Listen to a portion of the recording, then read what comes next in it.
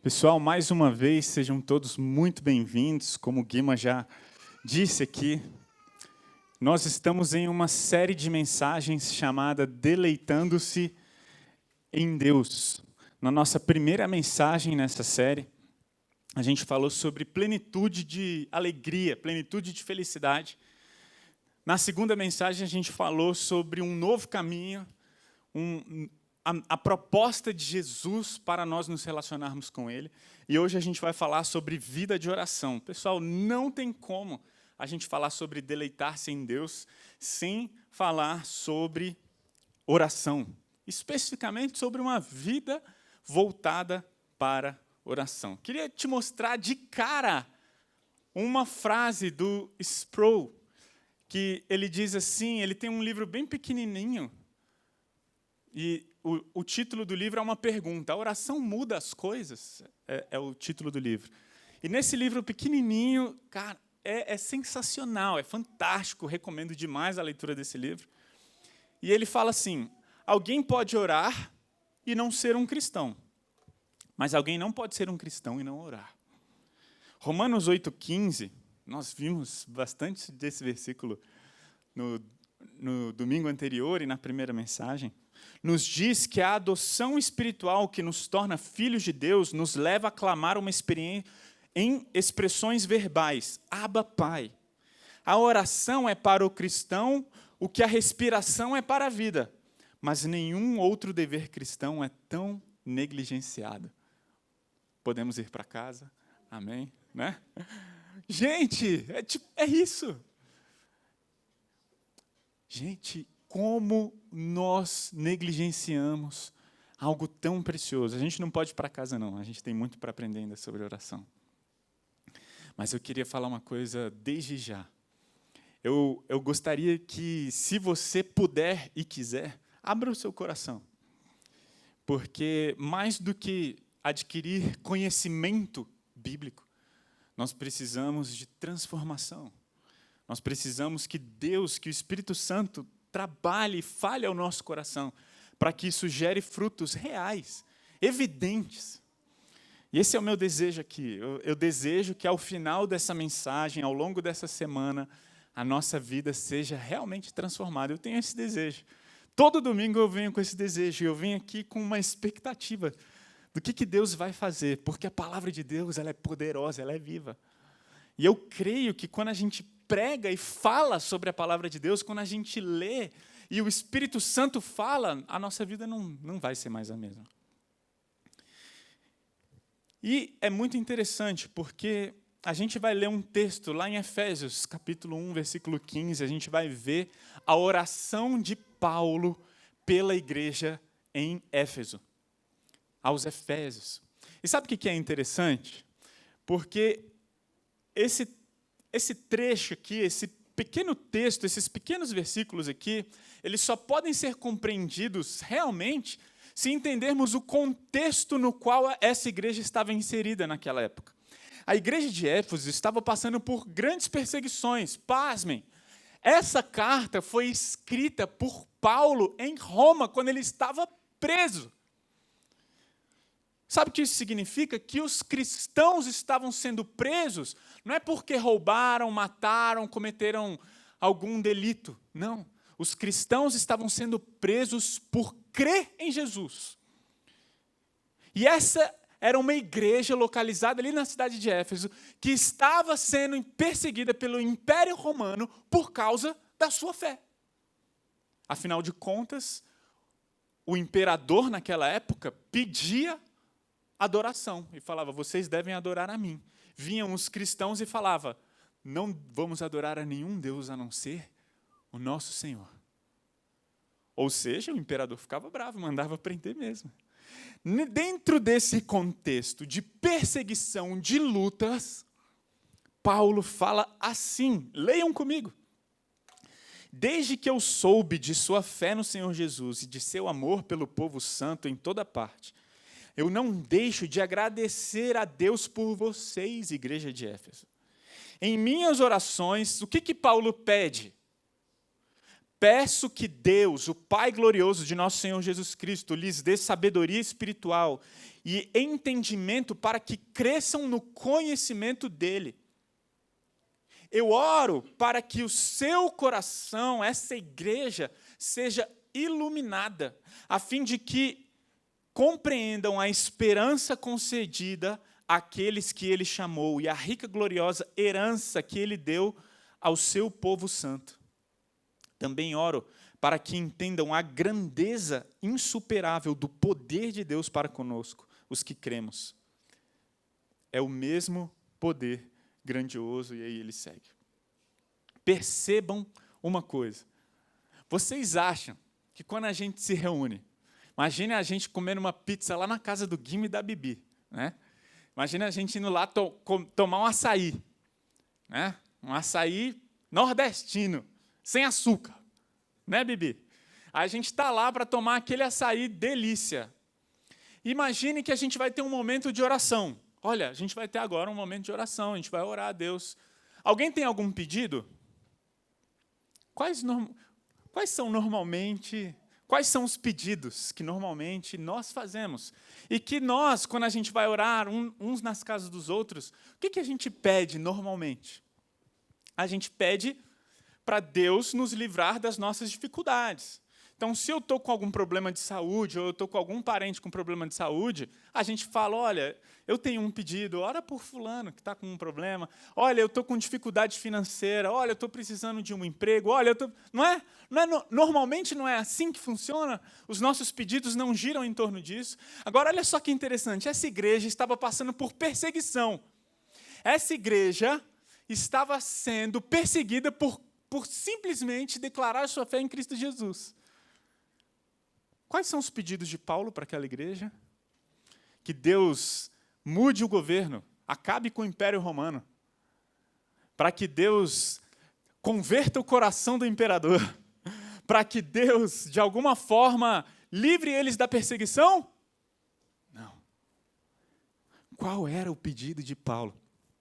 Para que eles conheçam Cristo mais, para que, através dessa perseguição, eles tenham mais conhecimento de Cristo Jesus. Eles tenham mais deleite, mais alegria, mais conhecimento. Olha, eu oro para que vocês entendam a grandeza do poder de Deus. Esses eram os pedidos. Vocês percebem um contraste? Por isso, assim devem ser as nossas orações. As nossas orações precisam ter o foco em conhecer a Deus. Mais importante do que pedir para Deus intervir em algo, nós precisamos pedir para conhecermos a Deus através das nossas dificuldades, através das perseguições, através dos nossos problemas e até mesmo através dos pecados que experimentamos. O clamor de Paulo é que a igreja tenha conhecimento de Jesus. Gente, por que nós oramos? Porque a oração é um meio, talvez mais poderoso, para obtermos em Deus, colocarmos em Deus a nossa satisfação. A gente está falando sobre deleitar-se em Deus, a série é sobre deleitar-se em Deus. É impossível falar sobre deleitar-se a Deus sem falar sobre oração. Impossível. A oração é um meio incrível, talvez o melhor caminho para que a gente encontre intimidade com Deus. Porque oração é um relacionamento. Oração não é um fast food, onde você vai lá, você pede alguma coisa e espera alguém responder ou trazer. A gente não vai diante de Deus falando, Deus, eu estou precisando disso, esses são os meus pedidos, está aqui a minha lista de coisinhas que eu preciso que o Senhor intervenha. A oração é um relacionamento. Gente, eu não sei você, mas essa chavinha precisa ser mudada na cabeça de muitos cristãos. Quando eu falo cristãos, são pessoas que entenderam o Evangelho, entenderam quem é Jesus, mas essa chavinha ainda não virou. O momento de oração a oração não é uma maneira de a gente mudar o coração de Deus. A oração é um momento onde nos deleitamos em Deus. E nós vamos até Deus para que Ele mude o nosso coração. É a maneira de reordenarmos as nossas afeições. Como a gente já falou aqui na primeira mensagem, Deus criou o mundo de maneira perfeita e a gente tinha um relacionamento perfeito com Deus. Veio o pecado e estragou esse relacionamento. É isso que chamamos de queda. E dentro do estrago que a queda fez, uma das coisas que a queda fez foi estragar os nossos desejos. Ao invés de desejarmos a Deus, a gente deseja outras coisas. Ao invés de colocarmos a Deus e nos deleitarmos em quem Ele é, e sermos plenamente satisfeitos nisso, a gente tenta buscar deleite nas coisas que Deus fez, criou. E por isso precisamos reordenar os nossos afetos. Como que a gente realinha os nossos desejos que ficaram tortos pelo pecado? Como? Oração. É na oração que os nossos desejos são reordenados. Sproul, ele ainda diz, em um sentido, a oração não é natural para nós. Embora tenhamos sido criados para comunhão e interação com Deus, a gente foi criado para um relacionamento com Deus, os efeitos da queda têm nos deixado preguiçosos e indiferentes para com algo tão importante como a oração. O novo nascimento, quando a gente experimenta a conversão, quando a gente conhece realmente Jesus, desperta um novo desejo de comunhão com Deus, mas o pecado, mesmo depois de convertidos, ele ainda resiste ao Espírito. Gente, é difícil orar, sabe por quê? Porque a nossa carne milita contra o Espírito. O Espírito quer ter comunhão, mas a nossa carne, ela não deseja mais naturalmente a Deus por causa da queda. E é interessante, porque nós precisamos orar. Tim Keller, ele diz, o propósito básico... Alguém está apertando... O propósito básico da oração não é sujeitar a vontade de Deus à minha, mas moldar minha vontade à dele. Esse é o propósito básico da oração. Gente, oração é relacionamento. Oração é um meio para nos deleitarmos com Deus, em Deus. Jesus disse assim, ao orar, olha o que Jesus falou sobre oração, ao orar não repitam frases vazias sem parar, como fazem os gentios. Eles acham que se repetirem as palavras várias vezes, suas orações serão respondidas. Não sejam como eles, pois seu Pai sabe exatamente do que vocês precisam antes mesmo de pedirem. Gente, qual é a essência do que Jesus está querendo dizer aqui? Gente, a oração não é essencialmente para Deus responder aquilo que a gente quer. A oração, essencialmente, é para encontrarmos em Deus, no próprio Deus, o deleite, a solução para aquele problema que é real, que nós passamos. E às vezes a gente vem com esse problema diante de Deus. Imaginem pessoas que estão passando por dificuldades em relacionamento, dificuldades financeiras. Imaginem o pessoal, o povo de Deus neotestamentário, os primeiros cristãos. Imaginem as dificuldades, as perseguições que eles passavam. Eles podiam, na oração, derramar o coração diante de Deus. Deus, está difícil, a perseguição está difícil, as dificuldades estão difíceis.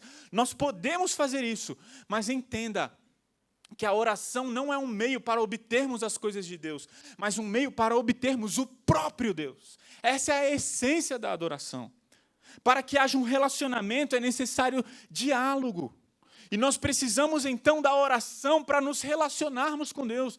Nós nunca nos deleitaremos em Deus sem nos relacionarmos com Ele.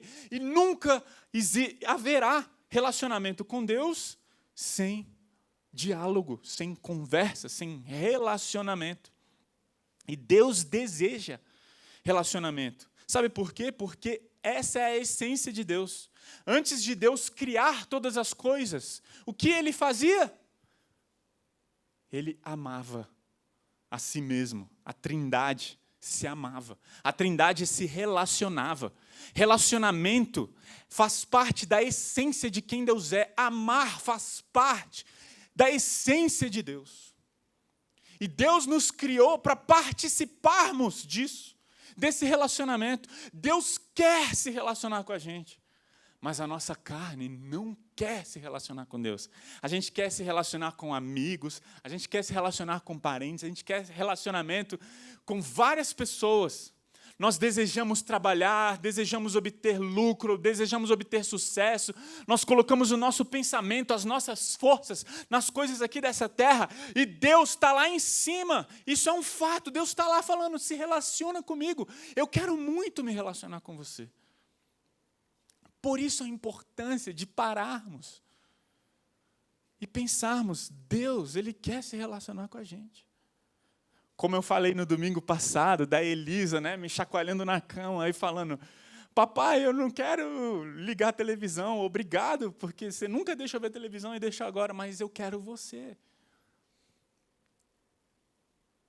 Nós precisamos disso, nós precisamos consertar esses desejos no nosso coração. Nós precisamos reordenar esses desejos. Nós precisamos cultivar, prestem atenção, nós precisamos buscar o desejo de se deleitar e de se relacionar com Deus, porque isso não é natural. Talvez você vai concordar com quase 100% do que vai ser pregado aqui. A pergunta é, você vai para casa e colocar em prática? Entende? Porque não adianta concordarmos com o que é pregado, se não colocarmos em prática. Precisamos colocar em prática, precisamos fazer algo para priorizarmos o nosso relacionamento com Deus. Precisamos dar a verdadeira importância para o tempo a sós com Deus. Eu não sei como cada um chama, né? Tempo de meditação. Lá no seminário onde eu estudei, eles chamavam de hora silenciosa. Tempo de devoção. O ponto é, esse seu tempo a sós com Deus, ele é necessário. Por quê? Não apenas porque isso é uma ordem de Deus. Nós precisamos desse tempo porque nós precisamos desse tempo. Porque nós somos pecadores e precisamos reordenar os desejos errados no nosso coração. Agora, precisamos ter uma vida de oração, juntamente com uma vida de devoção, juntamente com o conhecimento da palavra de Deus. Isso é essencial, e eu vou explicar por quê. Deus se revelou a nós. Cristo é Hebreus 1 fala, Cristo é a expressão exata de quem Deus é. Deus se revelou de várias formas, Hebreus capítulo 1, versículo 1. Deus falou de várias maneiras no passado, mas agora está aí Cristo Jesus. Ele é o esplendor da glória de Deus. Você quer saber como Deus é perfeitamente? Olhe para Cristo Jesus. Ele é a revelação do próprio Deus. Entretanto, como conhecemos a Deus? Como conhecemos a Jesus? A palavra de Deus. A palavra de Deus é a maneira mais clara de ouvirmos a Deus. A palavra de Deus é a maneira mais clara de descobrirmos e sabermos a vontade de Deus. E digo mais, nós precisamos aprender a orar segundo a palavra de Deus. E diria até utilizar o vocabulário bíblico, né? Gente, eu gosto, né, do momento de louvor. Eu sou envolvido nesse ministério, né, de louvor há muito tempo. Eu comecei a minha jornada ministerial tocando, cantando. Então é uma coisa que eu tenho muito apreço. E, gente, eu sou muito chato com música. Porque tem umas músicas que são lindíssimas, e às vezes as pessoas viram e falam, olha que música maravilhosa! E eu vou ouvir a música e falo, nossa, a melodia é incrível, tudo lindo. E aí, de repente, a música fala alguma expressão que eu falo, que é isso? Não, isso não está na Bíblia, né? Eu fico, isso não está na Bíblia. Ah, mas isso está errado? Não, não é que é errado, mas não está na Bíblia. E eu tento, e olha que eu cedo bastante, viu? Mas eu tento. É importante nós entendermos a linguagem bíblica, entendermos o que a Bíblia diz. Por isso precisamos, para conhecermos a Deus, precisamos conhecer a palavra. Agora, sabe o que é interessante? Eu tenho um amigo que, com muita frequência, ele me manda mensagens ou até áudios no WhatsApp, chorando. Mano, acabei de ler uma passagem da Bíblia. Uau, que coisa linda, mano. Sabe? E é muito, muito legal, né? Quando isso acontece. Mas isso não é normal. Por quê? Porque as pessoas nem sempre leem a Bíblia e encontram Jesus. Nem todas as pessoas leem a Bíblia com a cosmovisão do Evangelho. E isso faz com que você, às vezes, leia a Bíblia como uma caixinha de promessas. Então, deixa eu ver o que Deus quer falar comigo. Aqui. E se lermos a Bíblia da maneira errada, não vamos encontrar o Deus que se revelou de maneira plena em Cristo Jesus. E um paralelo com o que eu estou querendo dizer, você já viu uma criança pequena aprendendo a falar? Para quem conhece aqui a minha segunda filha, a Luana, ela só fala na língua do T, né? O tatai vai... Opa, ela fala papai, o P ela fala também. Papai, tanto amor lá na tap... E eu fico, meu Deus, eu tenho dificuldade. O que você está falando, minha filha? Mas o que eu estou querendo dizer?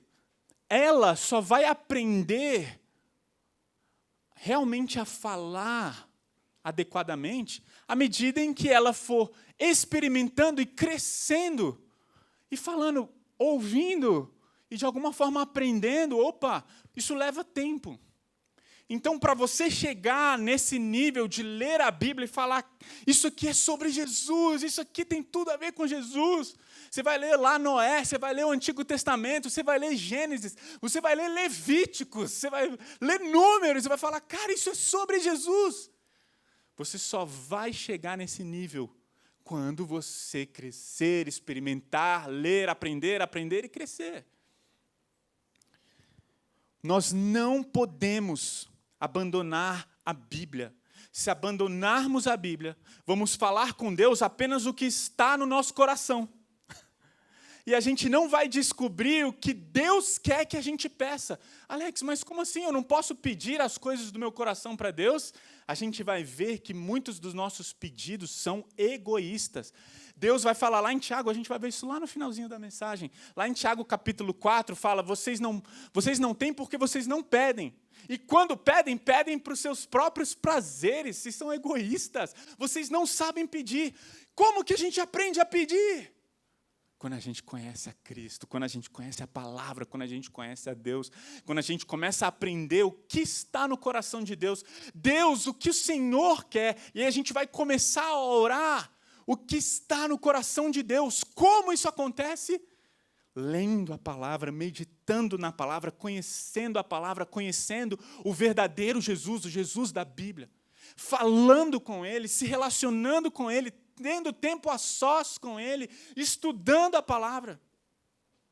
Existe um grande perigo envolvido em orar sem ter a Bíblia como base. Por quê? Porque sem a Bíblia, Deus não fala de maneira inquestionável. E eu já vou explicar aqui. Eu vou dar um exemplo. Augustus Nicodemos, ele diz, se você quiser ouvir a voz de Deus de maneira audível, leia a Bíblia em voz alta. Ah, não, eu estou buscando a Deus, eu quero ouvir a voz de Deus. Eu quero ouvir, porque tem um monte de gente aí que está ouvindo a Deus. A maneira mais clara, mais certa e inquestionável de ouvir a voz de Deus é pegar a Bíblia e começar a lê-la em voz alta. Sabe o que é interessante? Nós precisamos aprender a nos relacionar com Deus através da palavra, através dessa vida de oração. Imagina ir para a palavra de Deus e descobrir que os meus problemas familiares sou eu mesmo. Deixa eu tentar me fazer claro aqui. Nós temos problemas, pessoal, nós temos dificuldades, nós vivemos num mundo caído. Eu sou um pecador, então eu gero problemas também, não é que só as pessoas geram problemas para mim e etc. Ok? Então imagine que eu tenho um problema familiar. E eu estou lá diante de Deus falando, Deus, resolve esse problema familiar. Deus, eu clamo ao Senhor. Alguém tem algum pedido? Eu tenho um problema familiar. Ora por mim aí, Mateus, por favor, me coloca nas suas orações. Você também. Olha, todo mundo, me coloca aí nas suas orações. E eu estou orando por aquele problema, Aí, de repente, você vai para a palavra de Deus. Aí você chega na palavra de Deus e descobre o quê? Opa! O problema familiar foi causado principalmente por minha causa. Às vezes isso acontece. E é por isso que é muito importante termos a Bíblia como uma avaliadora dos nossos desejos, dos nossos pedidos e da nossa oração. E sabe quem é um exemplo disso que eu acabei de falar? O apóstolo Paulo. Lá em 2 Coríntios, capítulo 12, Paulo orou a Deus. Olha só, portanto, para evitar que eu me tornasse arrogante, foi-me dado um espinho na carne, um mensageiro de Satanás, para me atormentar e impedir qualquer arrogância. Em 3 ocasiões eu supliquei ao Senhor que o removesse. Removesse o quê? Esse espinho na carne. Então Paulo estava lá, Senhor, esse espinho na carne é difícil demais. É difícil demais suportar isso. Tira esse espinho. O que é esse espinho? Não sabemos. Não sabemos, não temos certeza. Alguns dizem que era uma doença, alguns dizem que era a sogra que ele já teve, várias pessoas dizem várias coisas. Não sei o que era esse espinho na carne. O ponto é que ele tinha um espinho na carne, um mensageiro de Satanás, ok? E estava lá, esse espinho na carne dele, e ele falava, Deus me livra disso. Então, é mais ou menos o que acontece com a gente. Às vezes a gente vai diante de Deus e fala, Deus resolve esse problema, Deus me livra disso, Deus cura, traz cura, está difícil demais, Deus resolve esse problema. O que Deus falou para Paulo?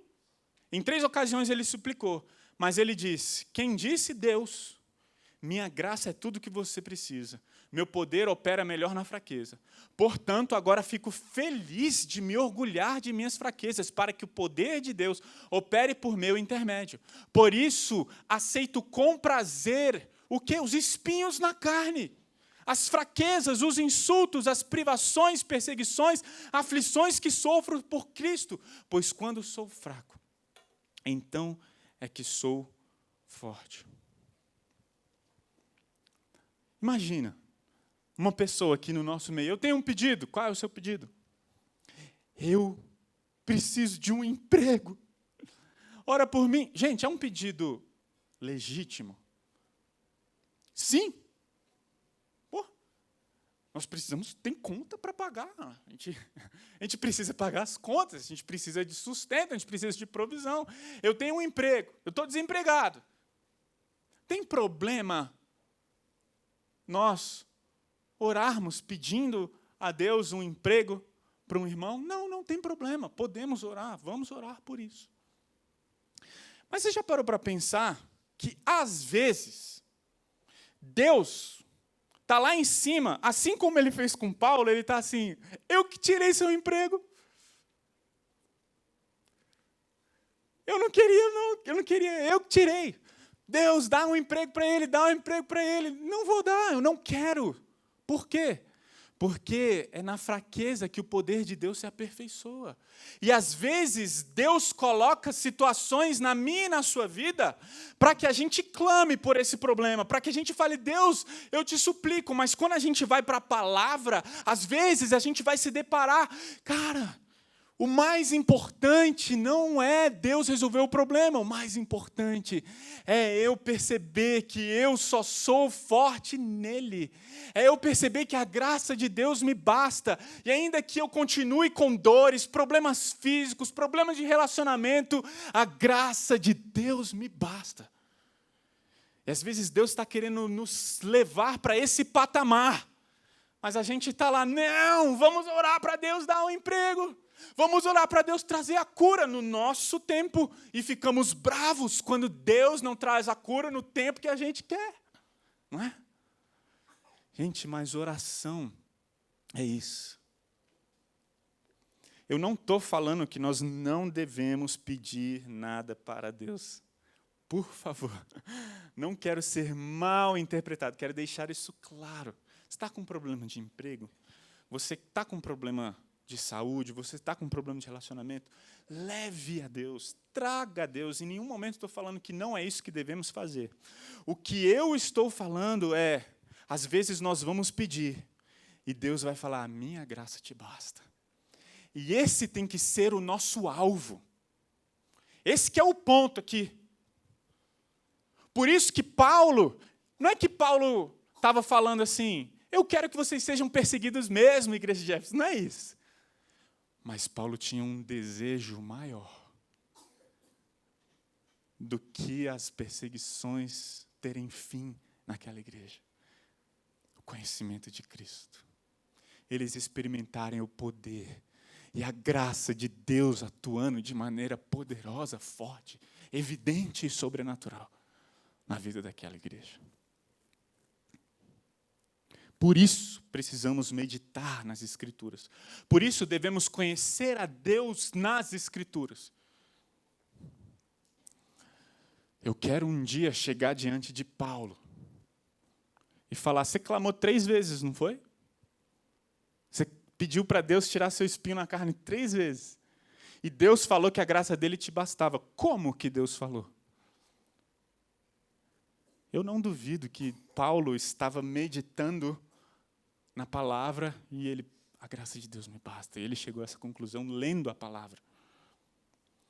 Nós só vamos reordenar o foco dos nossos pedidos na palavra. Tim Keller ele diz assim, podemos estar respondendo não ao Deus real, e sim àquilo que desejamos que tanto Deus quanto a vida sejam.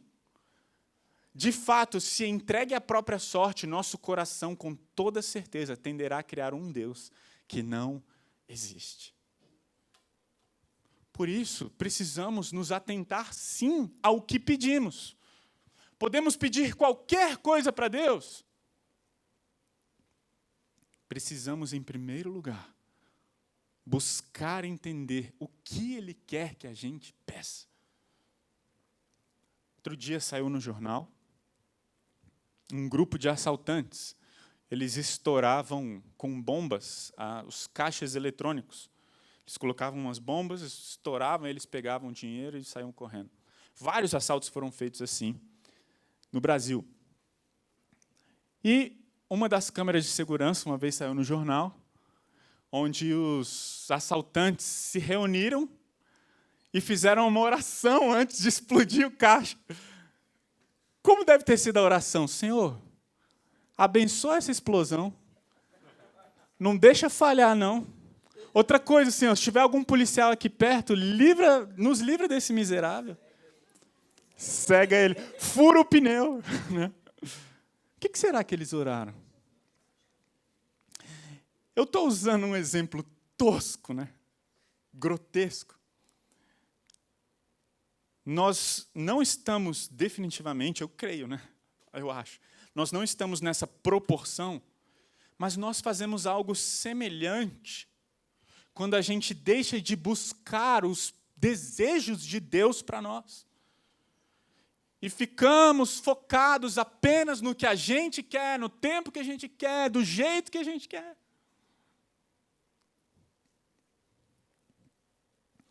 Por isso, temos que tomar cuidado, pois podemos estar respondendo não ao Deus real, e sim àquilo que desejamos de Deus. Quando não estamos buscando conhecer a Deus como Ele realmente é, e conhecer a sua vontade, vamos acabar criando um Deus que não existe. Eugene Peterson, ele diz, entregues a nós mesmos. Oraremos a um Deus que diz o que gostamos de ouvir, ou a porção de Deus que somos capazes de entender. Crítico, no entanto, é falarmos com o Deus que nos fala e com tudo o que Ele nos diz. Essencial na oração não é aprendermos a nos expressar, mas sim aprendermos a responder a Deus. Uau! Por isso precisamos conhecer a Deus na palavra. Vocês se lembram que eu falei aqui que a maneira como Deus fala inquestionavelmente é na Bíblia? Alex, você está falando que Deus não fala sem ser pela Bíblia? Não, eu acredito que Deus fala de outras formas. Eu leio livros e Deus fala comigo por livros, na maioria baseados na Bíblia. Deus fala comigo através de canções. Deus fala comigo até assim, parece que veio uma voz aqui meio, é o Espírito Santo, é coisa da minha cabeça. Deus fala. Mas devemos tomar cuidado quando as pessoas não abrem a Bíblia e falam, eis que te digo, ou Deus está falando. Devemos ter muito cuidado. Vocês já ouviram falar num pregador do século XX chamado Charles Spurgeon? Ele é conhecido como o príncipe dos pregadores. Esse era o apelido dele, um dos maiores pregadores de todos os tempos. Até hoje, os sermões de Charles Spurgeon estão na internet, no Google, e se você for no YouTube, você vai ver dubladores das mensagens do Charles Spurgeon. Sabe o que aconteceu? Ele teve uma visão. A sua esposa estava grávida, e na visão dele, o seu filho seria um grande pregador do Evangelho. O seu filho nasceu no dia 20 de setembro de 1856. E, infelizmente, morreu um mês depois, dia 20 de outubro de 1856. Além de chorar pelo luto do filho, ele se sentiu na responsabilidade de pedir perdão para todos os seus ouvintes, falando, essa visão não veio de Deus, era algo da minha cabeça. Eu não tenho nada contra. Fulano é muito usado para trazer uma palavra de Deus para mim e para você. Por isso eu afirmo, a única maneira de ouvirmos a voz de Deus inquestionavelmente, ok? É na palavra. Você quer conhecer a vontade de Deus? Você quer reordenar o seu coração de acordo com a vontade de Deus? Vá para a palavra. A oração nos coloca na vontade de Deus. E quando a gente retorna para Efésios capítulo 1, no texto que a gente viu de Paulo orando pela igreja de Éfeso, o que a gente vê? Paulo pedindo, Deus, dê a eles conhecimento do Senhor. Isso reordena os nossos pedidos. É muito interessante, sabe por quê? Porque se eu parasse a pregação agora e falasse, vamos ter um tempo de oração, alguém tem algum pedido? Né? Eu acho que todo mundo ficaria constrangido. Eu quero conhecer Jesus. Né? Não é mais ou menos assim? Mas o ponto é que isso deve nortear, sim. E trazendo para uma situação real. A gente orou tanto pelo Arthurzinho, né? O filho do Rafa e da Mel. Eles devem estar ouvindo agora. E o Arthur foi para a UTI, tão pequenininho, e a gente orou pela cura dele, orou para Deus. E chegou um momento em que eu estava assim, Deus está dando uma oportunidade tão especial para eles conhecerem a Jesus num patamar e numa profundidade que eles nunca tiveram. E eu orava para o Arthur sair da UTI. Mas eu falei isso algumas vezes para a Thalita. Eu falei, cara, minha maior preocupação não é para o Arthur sair da UTI, é para o Rafa e para a Mel fortalecerem a fé deles nesse momento. E eu acho que é isso que deve nos ensinar. Se tem uma grande lição dessa mensagem, pega essa. Leve isso para casa. Leve isso com você, leve isso sempre. Peça sempre, peça sempre. Coloque um mais depois. Olha, eu queria pedir por um problema de saúde, mas, acima de tudo, quero pedir para Deus se manifestar e o conhecimento de Cristo Jesus seja evidente e profundo no meio de tudo isso. Devemos aprender, nos exercitar a fazer isso. Porque a oração não é para mudar o coração de Deus, a oração é para mudar o nosso coração. Uma vez perguntaram para o C.S. Lewis por que ele orava a favor da sua esposa que estava com câncer. A resposta dele foi: Deus não precisa da minha oração. Sou eu quem preciso dela. A oração me aproxima de Deus, revela minha dependência, minha fome e sede da sua vontade, seu reino, sua pessoa. A oração muda principalmente a mim, minha visão de Deus, do próximo e das circunstâncias. Por isso eu afirmo, em última instância, a oração é um relacionamento com Deus. Como está a sua vida de oração? Como está o seu tempo a sós com Deus? E por que eu falo tempo a sós com Deus? Porque lá em Mateus 6, quando Jesus fala sobre oração, no versículo 6, a gente lê os versículos 7 e 8, mas no versículo 6 ele fala assim: quando orarem, cada um vá para o seu quarto, feche a porta e olhe ao seu pai em segredo. É o tempo a sós com Deus. Quem falou isso? O próprio Cristo. O nosso mestre, o nosso Senhor e Salvador, quando ele foi ensinar sobre oração, ele falou: olha, quando vocês forem orar, não façam igual, não imitem as pessoas que vão publicamente se achar, fazer orações públicas para ganhar a admiração das pessoas. Nossa, como ele ora bonito, porque era isso que os fariseus faziam naquela época. Jesus fala: vai para o seu quarto, faça isso em secreto, tenha o tempo a sós com Deus. E no versículo 7 e 8 a gente viu por quê. Porque Ele vai nos recompensar. Como? Com a sua presença, com intimidade, moldando o nosso coração ao coração dele. O Sproul, ele ainda diz: a oração, como tudo mais na vida cristã, é para a glória de Deus e para nosso benefício nessa ordem. Tudo que Deus faz, tudo que Deus permite e ordena, é em sentido supremo para a sua glória. Também é verdade que, enquanto Deus busca supremamente a sua própria glória, o homem se beneficia quando Deus é glorificado. Oramos para glorificar a Deus. Oramos para glorificar a Deus, mas também oramos para receber de suas mãos os benefícios da oração. Que benefícios são esses? A oração é para nosso benefício, mesmo à luz do fato de que Deus sabe o fim desde o começo. É nosso privilégio trazer a inteireza de nossa existência à glória da presença infinita de Deus. Nada é maior do que esse benefício. Eu orei por um emprego e Deus me deu um emprego. Teria sido muito melhor se você orasse a Deus por um emprego e tivesse se deleitado na presença de Deus. E tivesse encontrado a presença de Deus. Alex, o emprego é bom. O emprego é bom também. Mas se deleitar na presença de Deus e encontrar o próprio Deus é incomparavelmente melhor. Por isso, o tempo a sós com Deus é muito importante. Talvez você diga: eu não tenho tempo.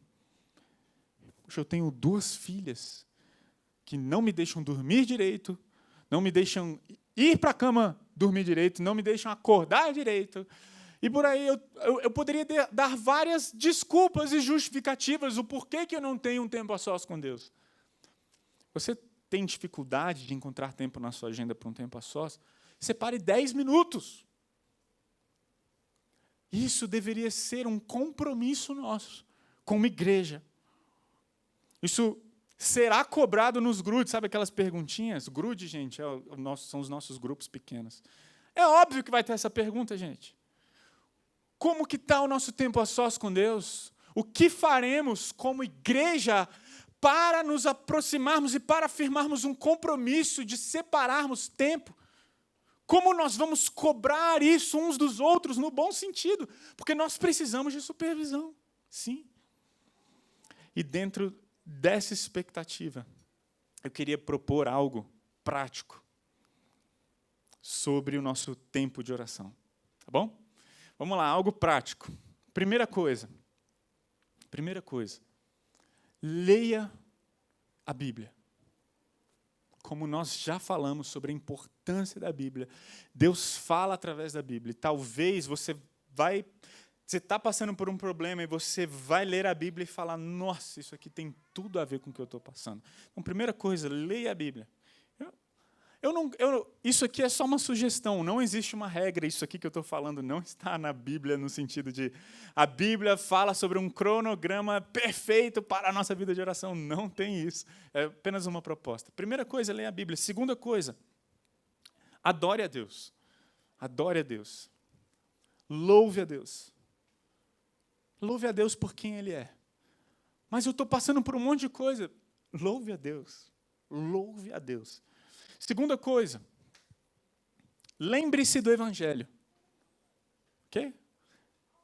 Leia a Bíblia, louve a Deus, lembre-se do Evangelho. Agradeça pelo que Cristo Jesus fez por você. Lembre-se do Evangelho todo. Lembre-se dos seus pecados. E aí a gente vai para o quarto passo. O que eu estou querendo propor com isso aqui? Deixe os pedidos por último. A última coisa que você vai fazer no seu tempo a sós com Deus, na sua vida de oração, são os pedidos. A última. Então, leia a palavra, louve a Deus, lembre-se do Evangelho, lembre-se do sacrifício de Jesus, ok? E confesse os seus pecados. Peça para o Espírito sondar o seu coração. Lembra-se do texto que eu falei, que às vezes a gente pede, eu citei Tiago 4 no início da mensagem, eu queria ler aqui. Tiago 4, de 2 a 4, diz assim, o versículo 1 é, de onde vêm as guerras, os conflitos que há dentro de vocês, de onde, senão, dos desejos que militam na vossa carne?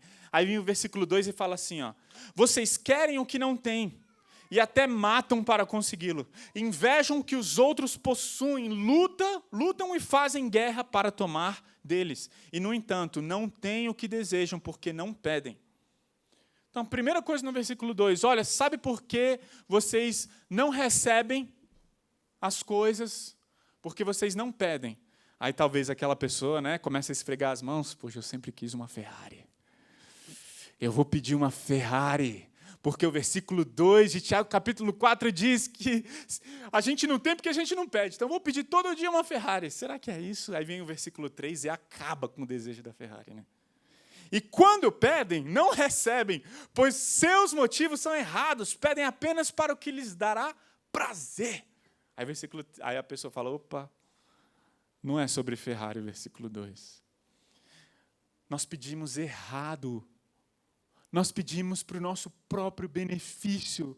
Nós somos antropocêntricos, nós nos colocamos no centro da nossa vida e não Jesus, nós colocamos a nossa vontade antes da vontade de Deus. Isso está errado. Precisamos reordenar. E sabe o que a Bíblia fala sobre pessoas que fazem isso aqui? Cristãos que fazem isso aqui, porque essa carta foi escrita para cristãos dispersos ali na Ásia Menor. Sabe o que a Bíblia diz? Adúlteros. Como assim adúlteros? O que é um adúltero? Um adúltero é uma pessoa que tem uma amante. E Tiago está falando, olha, quando vocês colocam os desejos por esse mundo na frente dos desejos, por Deus vocês estão adulterando. Vocês agem como adúlteros. É muito sério. É muito sério. Não percebem que a amizade com o mundo os torna inimigos de Deus? Repito, se desejam ser amigos do mundo, tornam-se inimigos de Deus. Para de fazer pedidos focados nas coisas deste mundo, mas sim focados no que Deus pode reordenar os nossos desejos. Por isso, o texto continua e fala para nós buscarmos o quê? Arrependimento. Por isso eu disse, leia a Bíblia, louve a Deus, lembre-se do Evangelho, e quando você se lembrar do Evangelho, você vai buscar arrependimento. Aproxime-se de Deus, e Ele se aproximará de vocês. Deus quer se aproximar de nós. Tiago continua, e lavem as mãos, pecadores, purifiquem o coração, vocês que têm mente dividida, que haja lágrimas, lamentação e profundo pesar, que haja choro ao invés de riso e tristeza ao invés de alegria. Humilhem-se diante do Senhor e Ele os exaltará. Precisamos buscar um coração quebrantado, precisamos lembrar dos custos dos nossos pecados.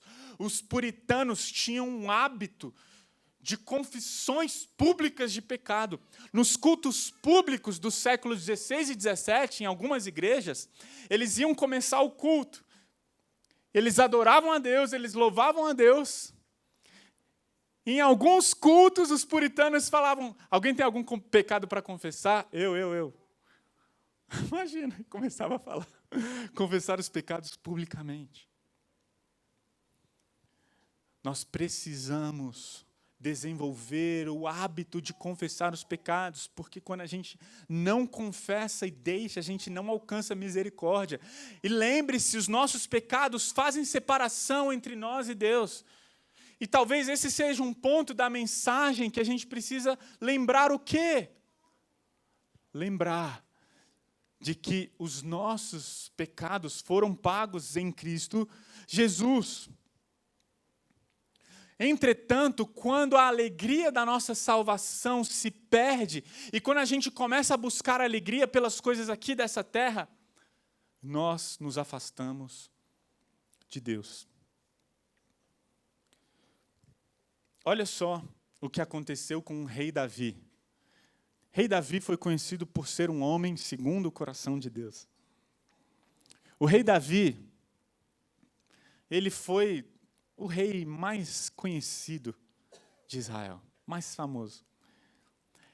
E numa época, o texto bíblico diz, lá em 2 Samuel, numa época em que os reis iam para as guerras, Davi não foi. E sabe o que aconteceu? Ele estava lá no palácio dele. E ele olhou para a janela do palácio, e quando ele olhou para a janela do palácio, tinha uma mulher tomando banho. E ele falou, uau, eu quero essa mulher para mim. O rei Davi mandou trazer aquela mulher no palácio. E ele fez algo terrível. Ele cometeu adultério. Aquela mulher era casada, ele era casado. De repente, o tempo foi passando e ele pensou, eu preciso matar o marido dela para poder ficar com ela. Então, ele bolou um plano. Ele chamou o general do exército de Israel e falou, sabe o marido de Batseba? Urias. Você vai fazer algo, você vai deixá-lo numa batalha sozinho para que ele seja morto. E o general obedeceu o comando do rei. Agora, para pensar. Foram 3 meses ele remoendo tudo isso, todo esse pecado no coração dele. Até que chega um profeta, naquela época, o Natã. E o profeta Natã chega diante de Davi e confronta o pecado dele. Fala, Davi, conta uma história.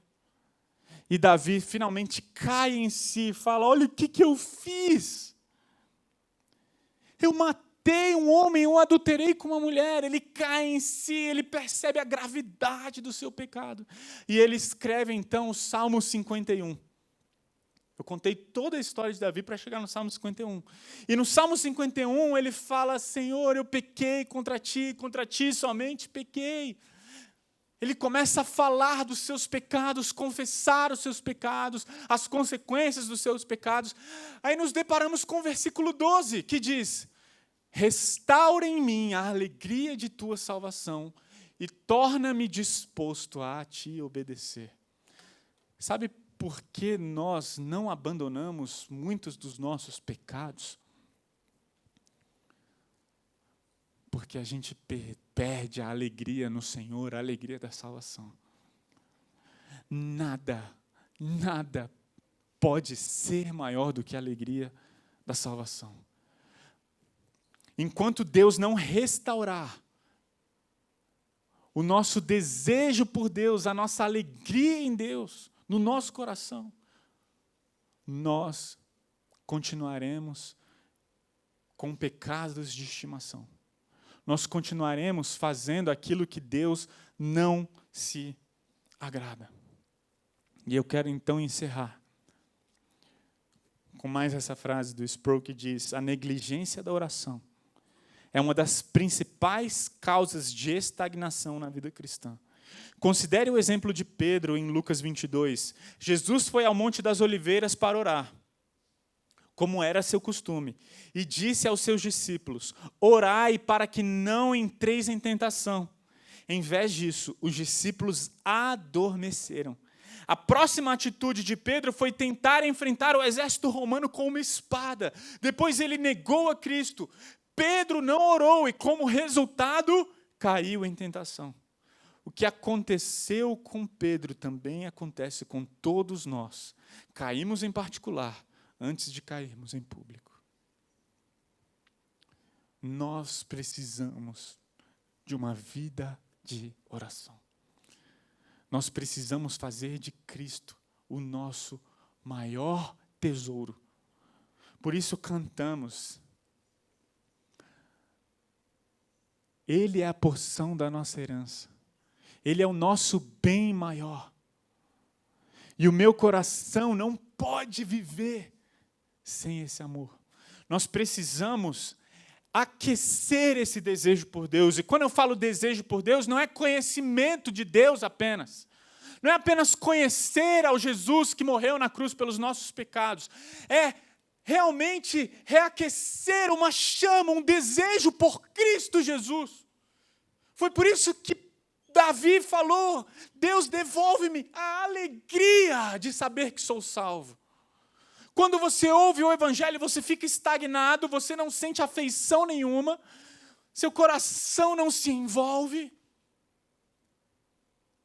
Quando a Bíblia fala sobre amar a Deus acima de todas as coisas, ele não para por aí, ele fala com todo o seu entendimento, com toda a sua força, com todo o seu coração. Deus espera que nós o amemos e nos relacionemos com Ele, não apenas com o nosso consciente, mas com as nossas afeições. Sentir mesmo, sentir algo por Deus. Como assim é isso? Sentir algo: Deus, eu te desejo, eu te quero, mais do que tudo. E enquanto o nosso coração, de alguma forma, não tiver com essa chama acesa, queimando por Deus, por desejo de Deus, não podemos descansar. Nós precisamos batalhar, lutar para termos um hábito de vida a sós com Deus. Precisamos nos cobrar, precisamos de pessoas falando: você tem uma boa vida de oração? Que bom, então me ajuda. Eu não consigo, me ajuda. Precisamos uns dos outros. E é por isso que eu amo essa igreja. Porque nós temos esse compromisso de legitimação, supervisão, para que um ajude o outro na sua caminhada cristã. Nós precisamos uns dos outros. Não podemos viver a vida cristã sozinhos.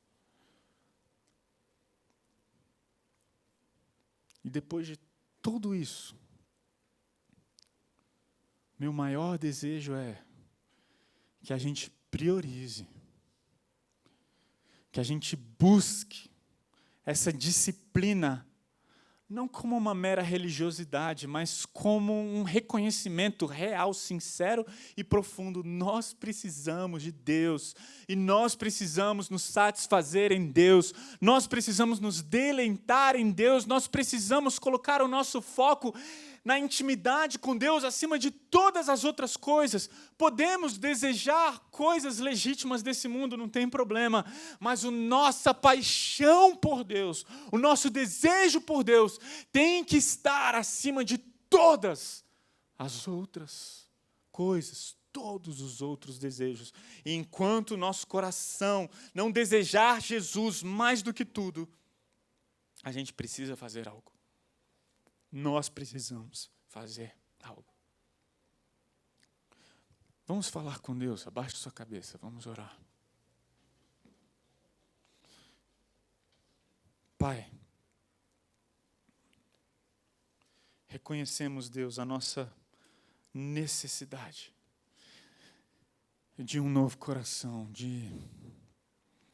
A verdade é que se olharmos para a nossa semana, se olharmos para os dias que se passaram nesse ano, vamos ver que desejamos muitas coisas mais forte do que o Senhor. E nos arrependemos disso. Queremos nos arrepender, traga arrependimento, traga transformação. Queremos, Deus, te colocar acima de tudo e de todos. E queremos que a nossa afeição pelo Senhor, o nosso desejo por Senhor, seja muito maior do que as nossas afeições pelas pessoas e pelas coisas deste mundo.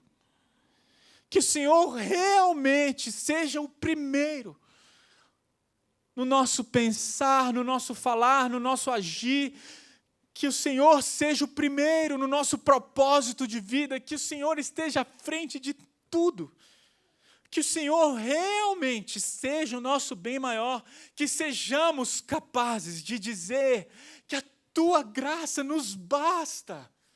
E não precisamos de mais nada, porque temos tudo, pois temos Jesus.